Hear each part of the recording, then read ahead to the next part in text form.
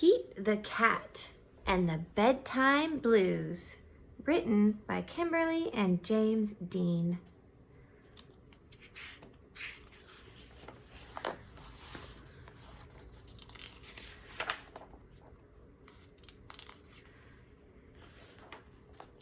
Pete and the gang had a great day. They'd been at the beach, surf and sun and tons of fun.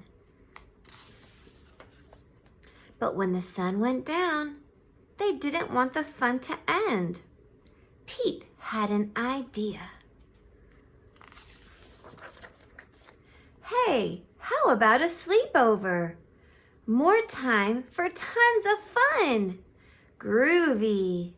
Pete's place, let's go. The party was far out, but they knew they couldn't stay up all night. The gang decided it was time to say goodnight. On went the pajamas and out went the light. Good night, Gus. Good night, Alligator. Good night, Toad. Good night, Pete.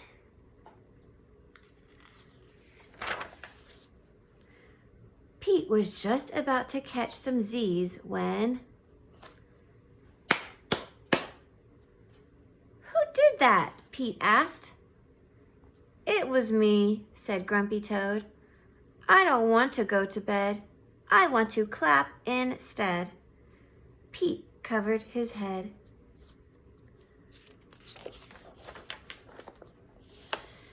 This cool cat needs to go to bed. Good night, Gus. Good night, Alligator. Good night, Toad. Good night, Pete. Time to sleep.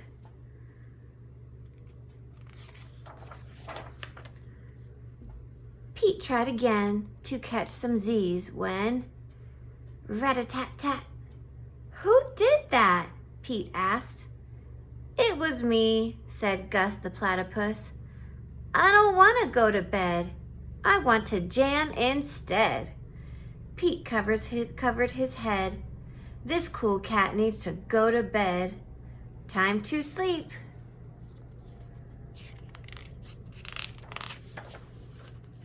Good night, Gus. Good night, Alligator. Good night, Toad.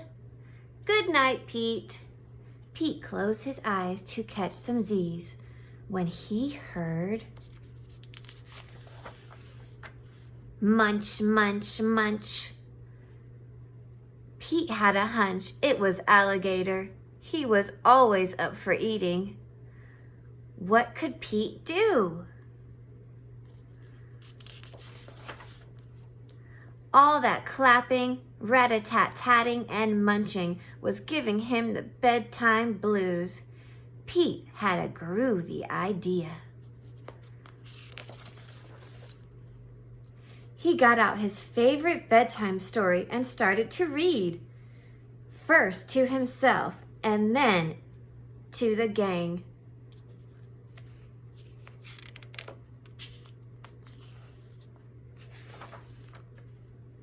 Pete noticed it was finally quiet.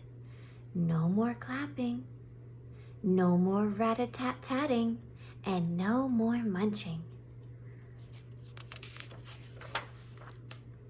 They all settled down. No one made a sound. Pete yawned and turned off the light. Good night. Sleep tight. Time to catch some Z's.